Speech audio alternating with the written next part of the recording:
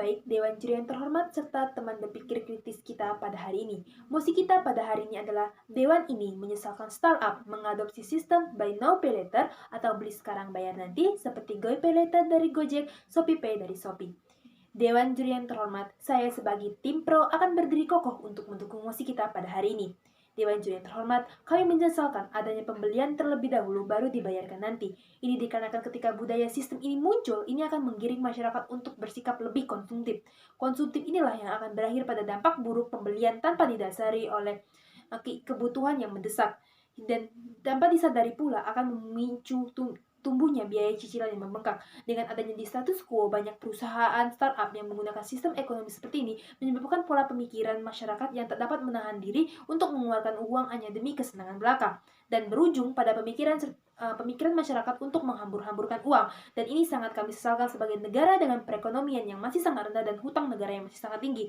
Dengan masyarakat yang tidak sadar dengan dampak konsumtif ini memicu timbulnya kesenjangan ekonomi dan merosotnya perekonomian. Dengan tingkat tingginya konsumtif ini memicu terjadinya kenaikan harga atau tingginya inflasi. Karena dengan tergiurnya masyarakat dengan sistem ekonomi membeli barang sesuai keinginan mereka tanpa sadar yang membutuhkan barang tersebut justru menyebabkan kelangkaan dan harganya pun akhirnya meningkat pesat akibat budaya ini.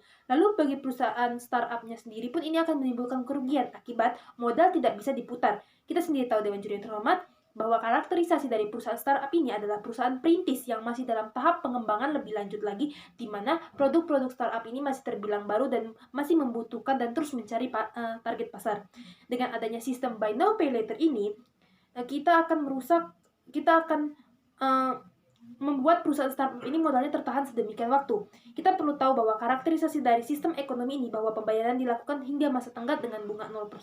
Jika seseorang pembeli itu pun melewati masa tenggatnya sesuai dengan batas waktu yang telah ditentukan, maka akan dikenakan bunga sekitar 3%. Dari sini, modal yang seharusnya diterima oleh perusahaan startup itu tertahan akibat banyaknya masyarakat yang menggunakan metode pembayaran seperti ini. Jika dibiarkan terus-menerus, ini akan menyebabkan perusahaan bangkrut. Ada pun beberapa model dalam perdebatan kita pada hari ini. Itu pertama, namun sadarilah bahwa perdebatan kita pada hari ini ada Dewan Inti Menyesal, yang artinya bahwa kita mengevaluasi pada dasarnya di status quo, yaitu perusahaan startup ini sendiri sudah menggunakan pay later seperti contohnya ShopeePay. Yang kedua, di sini kami sebagai tim pro mempunyai tujuan yang ingin kami capai, yaitu memajukan perekonomian Indonesia melalui startup. Lalu kita akan masuk ke poin kita. Sebelum masuk ke poin argumentasi saya ingin kita melihat dulu konteks status yang terjadi. Seperti yang kita ketahui bahwa pay later ini sudah merajalela di mana-mana, yang dimana memberikan kemudahan akses seperti kartu kredit dan memudahkan masyarakat untuk membayar jika tidak punya uang. Namun kemudahan inilah yang sudah saya katakan bahwa akan mengiring budaya konsumtif yang dimana masyarakat seolah bisa membeli barang apapun tanpa memikirkan itu keperluan atau keinginan. Di status quo juga gara-gara adanya pay later ini, banyak masyarakat kalap dan berbelanja sesuka hati sampai akhirnya tagihan membengkak. Dan ini menjadi salah satu faktor kemiskinan yang terjadi, yaitu besarnya pengeluaran daripada pendapatan. Selain itu juga pernah terjadi di status quo, status quo bahwa perusahaan startup ini terpaksa untuk mem-PHK karyawannya karena krisis modal yang tidak mendapatkan titik impas. Dengan adanya status quo seperti ini, kami menyesalkan bahwa tren yang namanya pembayaran seperti ini atau sistem ekonomi seperti ini terjadi pada startup. Lalu selanjutnya kita akan memasuki landasan argumen saya. Saya mempunyai 2 poin argumen yang akan saya bahas Dewan Juri terhormat. Yang pertama, kenapa pada akhirnya mosi ini dibenarkan? Baik Dewan Juri terhormat, setelah kita sama-sama belajar latar belakang kenapa mosi ini dibenarkan adalah untuk mengurangi sikap konsumtif yang menjadi tren dan akhirnya membawa dampak buruk bagi perusahaan itu sendiri, di mana segala sesuatu mudah untuk diakses dengan segala kemudahan, dan dengan adanya sistem pembayaran berupa cicilan, ini akan menyebabkan tingginya permintaan suatu barang, sehingga harga mengalami kenaikan diakibatkan kelangkaan. Mungkin ini akan menguntungkan perusahaan karena bisa menaikkan harga akibat konsumtif ini. Tapi, tidakkah perusahaan menyadari saat ini kebanyakan orang itu menunda pembayaran pay later mereka karena beranggapan bahwa ada urgensi lain yang harus mereka bayar di satu waktu. Dan ini akan memberikan efek krisis yang namanya modal, sehingga perusahaan startup itu tidak bisa kembali kepada titik impas.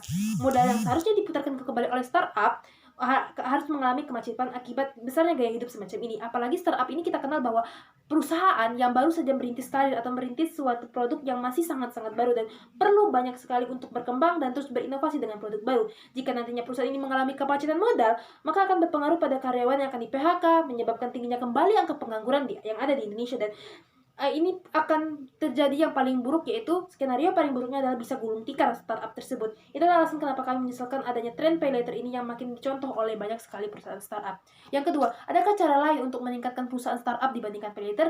Dewan juri yang terhormat, kami memahami di sini bahwa alasan startup menggunakan sistem ekonomi seperti ini adalah untuk menarik perhatian masyarakat agar menjadi lebih konsumtif, agar mereka bisa menarik banyak pelanggan untuk bisa membeli produk mereka dan akhirnya mereka mendapatkan keuntungan. Ini memang diperlukan oleh setiap perusahaan untuk mendapatkan keuntungan. Sikap konsumtif ini tidak hanya berdampak negatif memang, tapi juga berdampak positif jika dilakukan dengan benar. Ada cara lain untuk mengundang perhatian masyarakat untuk membeli suatu produk dibanding dengan menggunakan sistem ekonomi pay later ini, yaitu dengan menggunakan metode diskon. Memberikan diskon kepada masyarakat, atau istilahnya dalam bidang startup itu namanya bakar-bakar uang, ini tidak semata dianggap merugikan. Karena misal kita memberikan diskon 10% untuk pelanggan baru, ini akan memicu masyarakat lain untuk ikut berlanggan atau menjadi pelanggan setia. Dan secara tidak sadar, ini akan menimbulkan banyak sekali konsumen yang akan menjadi pelanggan setia. Ini akan lebih baik daripada memberikan sistem peminjaman cicilan. Ya, bahasa kasarnya seperti itu. Apa yang diharapkan startup menggunakan sistem ekonomi seperti ini? Daripada merugikan dalam jangka waktu panjang, akan lebih baik merugikan dalam jangka waktu pendek, bukan? Seperti halnya tadi memberikan diskon.